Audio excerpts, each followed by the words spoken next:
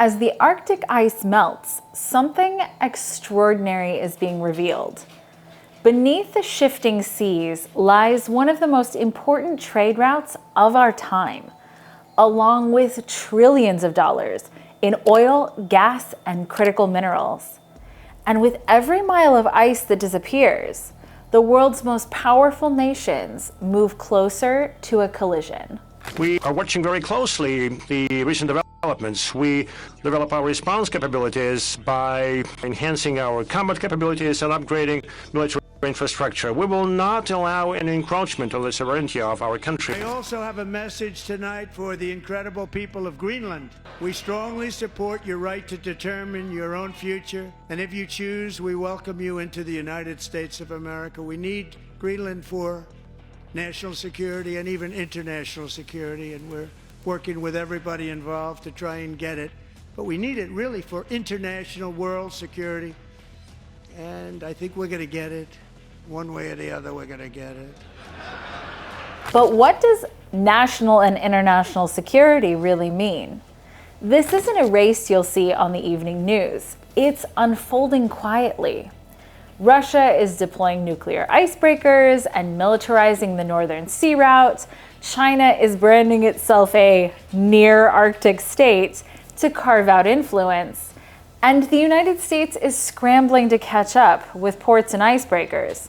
Europe, on the other hand, is torn between its need for resources and its climate commitments. The stakes? Control of energy, minerals, and trade routes that could reshape the global economy for the next century. My name is Elizabeth Ann Stewart, and you are watching Geopolitics and Money. Follow the money, decode the world. A strategic arena is awakening.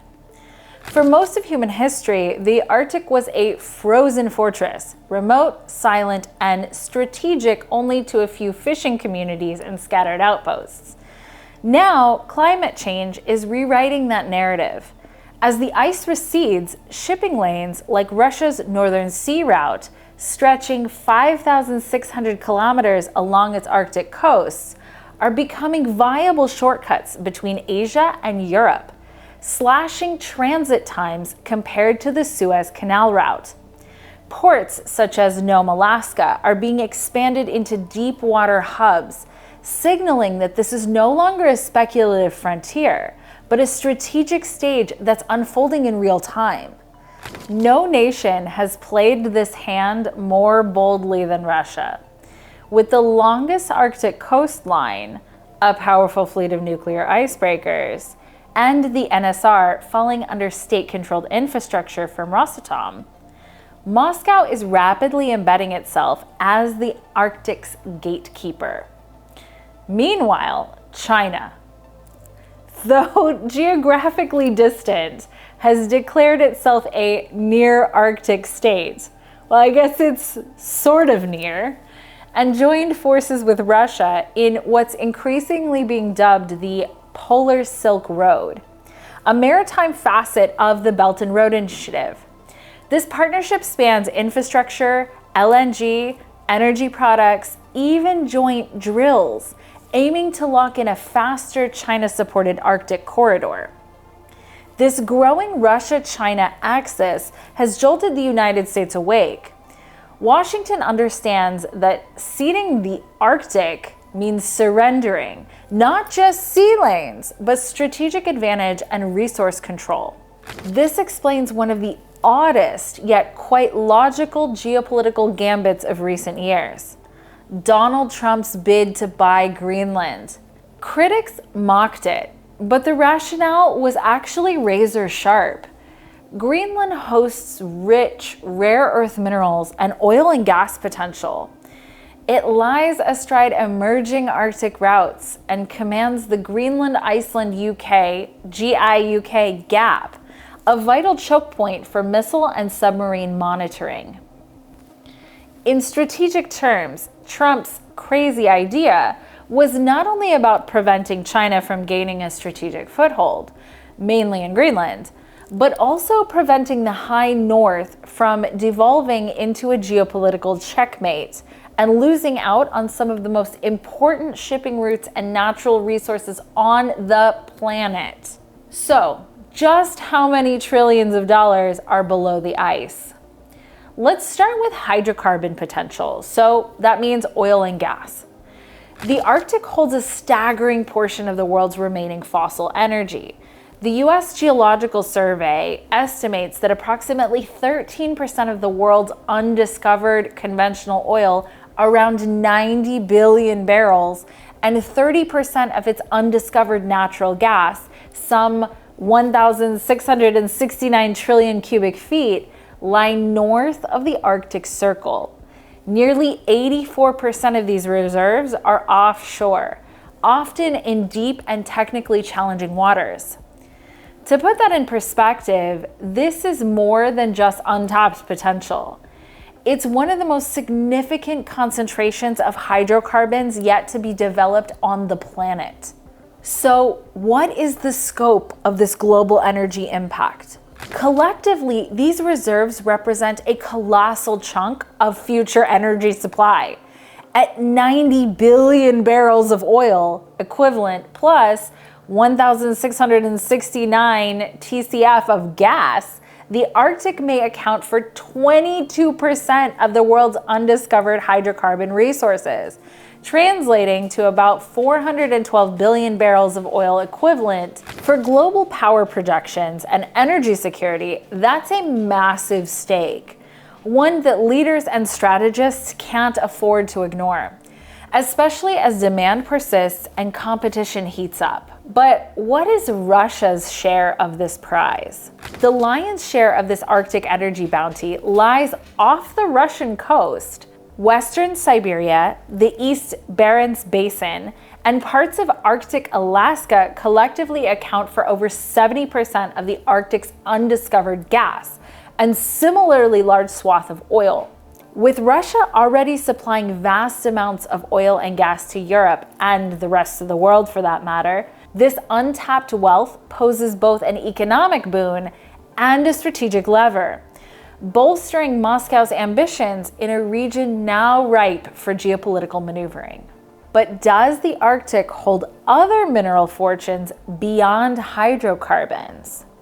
Because energy isn't the Arctic's only treasure trove. Arctic Russia's mineral reserves are valued at a staggering 1.5 to 2 trillion US dollars, encompassing critical metals like nickel, copper, and rare earth elements. The Russian Arctic zone more broadly comprises of 30% global diamond and natural gas reserves, 20% nickel, 35% of niobium, 15% of platinum group metals, and significant shares of oil, cobalt, and other minerals. This vast resource blanket underscores how the Arctic could reshape global supply chains, particularly for strategic minerals crucial to clean energy, electronics, and defense. As both Presidents Trump and Putin alluded to, there are high geopolitical and economic stakes. The sheer scale of these reserves places the Arctic at the heart of international strategic competition. Russia is uniquely positioned to capitalize, with access to both gas and minerals, and infrastructure in the making. These resources are key to economic leverage, energy diplomacy, and emerging industries such as EVs and advanced electronics. Think artificial intelligence. As ice retreats and accessibility improves, the Arctic is morphing from a frigid backwater to an arena of geopolitical ambition. And those who control the surface may very well control the future. Now let's look at the actual value of the ecosystem. The Arctic isn't just a pile of hydrocarbons, it's a living balance sheet. A peer-reviewed 2017 study by Tanya O'Gara estimates the region generates approximately $281 billion per year, US dollars. That was in 2016. When you add up extractive output and non-market ecosystem services like climate regulation, subsistence food, fisheries, cultural values, and just overall existence, Crucially, climate regulation is the single largest component of that value, which means each ton of CO2 kept out of the air and each ton stored in the Arctic system has real economic weight. From a hard asset angle, the US Geological Survey still anchors the resources at about 90 billion barrels of undiscovered oil, 1,669 TCF of natural gas, and 44 billion barrels of NGLs that are likely north of the Arctic Circle. Remember, 84% of them are offshore. That's why Russia, China, and the US are repositioning. The annual flow of value, which is ecosystem plus extractive, sits atop an enormous stockpile of potential energy and minerals. But exploiting it comes with the very ecosystem value it erodes. So, most importantly, who stands to benefit or lose? Russia has the deepest Arctic footprint. That is without question, economically and militarily. Its Arctic economy today accounts for about 7.5% of national GDP and approximately 11% of exports, with Moscow targeting a far larger tax take by 2035 as Northern Sea Route traffic grows. In 2024, the Northern Sea Route hit a record 37.8 million tons of cargo, and Rosatom plans to expand the nuclear icebreaker fleet from roughly 10 to 11 ships to 15 to 17 to support year-round operations. Strategically, Russia couples this commercial push with hard power. For example, they have refurbished or new Arctic bases and airfields, and layered air and coastal defenses under the Northern Fleet. Western think tanks assess that since 2022, the Arctic has shifted from a cooperative space to a more contested military theater, where Russia's icebreakers, bases, and NSR control give it a first-mover edge. Russia has a massive nuclear icebreaker fleet and control of the NSR. When it comes to the Arctic, Russia has built the single most powerful tool of dominance, its fleet of nuclear-powered icebreakers. These aren't symbolic vessels, they're the backbone of Moscow's strategy to turn the Northern Sea Route into a major artery of global trade. In late 2024, Russia launched the Chukotka, a massive nuclear icebreaker designed to cut through ice nearly 3 meters thick. This launch underscored just how serious Russia is about controlling access to the Arctic's shipping lanes and its vast untapped resources. And Russia isn't stopping there. Rosatom, the state nuclear corporation, has confirmed plans to expand the fleet from around 10 vessels today to as many as 15 to 17 nuclear icebreakers in the coming years. This expansion is designed to meet growing traffic along the NSR, which Russia hopes will rival the Suez Canal as an east-west corridor. Without these powerful ships, year-round navigation would be impossible in Arctic conditions. With them, Russia can guarantee cargo deliveries, industrial operations, and even foreign shipping through its icy waters. What makes this even more striking is the political power consolidated behind the fleet. President Vladimir Putin granted Rosatom full control over the Northern Sea Route's infrastructure. That means one state corporation now manages everything: icebreaking, vessels, navigation, hydrographic support, and port services. In effect, Rosatom has become the Arctic gatekeeper, deciding who can access one of the world's most strategically valuable shipping lanes. This combination of military-grade icebreaking power and centralized state control is why Russia is years ahead of both the United States and China in Arctic access. While Washington struggles to field even a handful of working polar icebreakers, Russia has built a fleet capable of ensuring uninterrupted Arctic trade. And with Rosatom running the show, every shipment through the Northern Sea Route flows through Moscow's hands. So what claim do the United States and Canada actually have? Washington is racing to build presence and logistics. The Port of Nome expansion is underway. Phase 1A extends the causeway 1,200 feet and adds 600 feet of dock face, with subsequent dredging to create a 40-foot deep water basin, positioning Nome as the U.S.'s first true Arctic deepwater hub.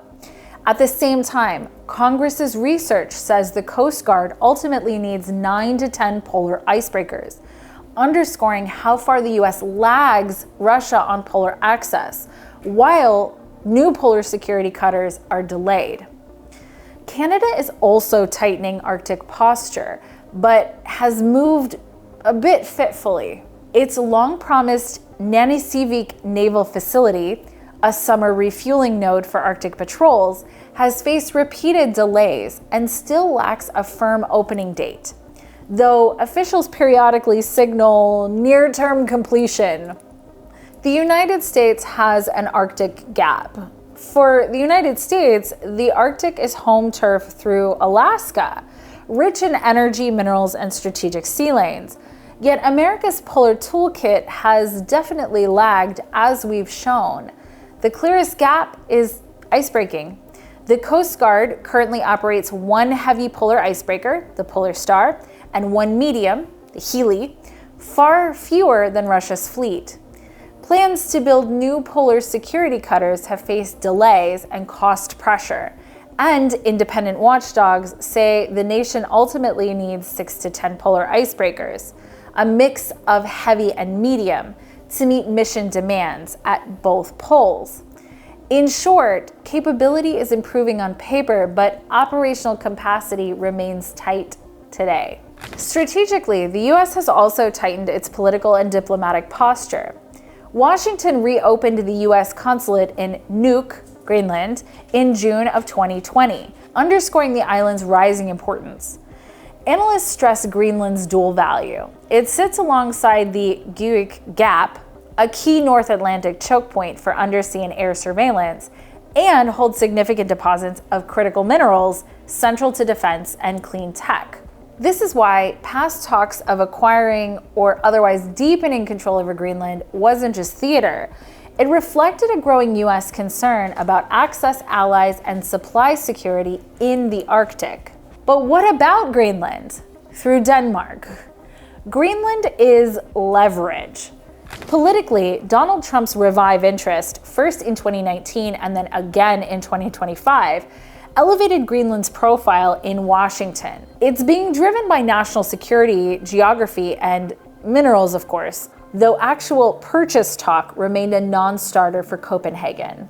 On the ground, Greenland's 2021 uranium mining ban stalled the flagship Kvanij field, I'm so sorry if I pronounced that wrong, guys, rare earth project.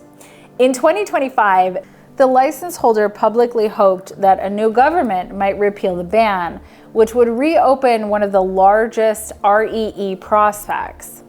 Do Norway and Europe have any real claims? Norway has become Europe's top pipeline gas supplier since 2022 and is keeping flows high while ramping Arctic oil projects. Equinor's Johan Castberg started production on March 31st of 2025, with subsequent discoveries near the field this summer and an official opening on August 8th, which was very recent, of 2025. Evidence that Europe's Arctic upstream is still very much in play, despite climate pressures, which is a very, very interesting point. At the policy level, the EU's 2021 Arctic policy stressed peaceful cooperation, climate action, which seems to be going by the wayside, and sustainable development, meaning Europe will support Arctic activities selectively with a heavier sustainability lens than Moscow or Beijing. Now, on to the linchpin, China. China has declared itself a near Arctic state in its 2018 Arctic Policy White Paper, linking the High North to its Belt and Road Initiative through the so-called Polar Silk Road. Beijing has also set an explicit ambition to become a polar great power by 2030, embedding Arctic access into its global rise narrative. This framing positions the Arctic not as a distant frontier, but as an extension of China's strategic reach, where shipping routes, energy security, and science diplomacy converge. China has already locked in critical stakes in Russian Arctic energy. CNPC and CNOOC each own 10% of Arctic LNG too, while CNPC and the Silk Road Fund together control nearly 30% of Yamal LNG. These deals secure long-term LNG, liquefied natural gas, flows to China while giving Moscow much-needed capital and buyers amid the US sanctions. Meanwhile, Chinese shipping giant COSCO has already run test voyages along the Northern Sea route, a corridor that can cut 10 to 12 days off Asia-Europe transits, of course compared to the Suez Canal. Russia provides the nuclear icebreakers. China provides cargo and financing, together steadily building a joint Arctic logistics chain. Beyond commerce, Beijing leans on science diplomacy to normalize its Arctic footprint. It operates the Yellow River Station in Svalbard and deploys its Xulong Snow Dragon icebreakers for Arctic research voyages. These programs provide navigation, climate, and resource data, but Western analysts warn that they also are dual use, of course they're warning, blurring the line between civilian research and strategic positioning, just like everyone else is doing. Still, challenges remain. Sanctions complicate Chinese energy stakes. Beijing lacks an icebreaker fleet compared to Russia's, and the collapse of the Arctic Council's cooperation framework since 2022 leaves fewer diplomatic venues for Beijing. Yet no non-Arctic state is investing as consistently as China, making it a decisive player in the future of the High North. In conclusion, the Arctic is no longer a frozen frontier. It's the stage for the next great contest over energy, minerals, and trade. Russia is years ahead, wielding nuclear icebreakers and near total control of the Northern Sea route. China is embedding itself through energy stakes and the Polar Silk Road, pushing to become a polar great power by 2030. The United States, despite its Arctic coastline, is still racing to catch up, pouring billions into Nome's port and new icebreakers, but lagging far behind Moscow's capabilities. Greenland and Norway add further weight to this shifting balance, each with resources and geography that can tip the scales. The stakes are enormous: trillions in hydrocarbons and critical minerals, shorter global shipping lanes, and the ability to shape the future of climate and commerce. The only question left is this: who will actually control the Arctic's wealth, and what price will the world pay for it? Thanks for watching, and we want to give a shout out to our Patreon members. If you want to join our Patreon and support our work and get exclusive content, check it out at patreon.com/GPIC. And remember, follow the money, decode the world. Bye for now.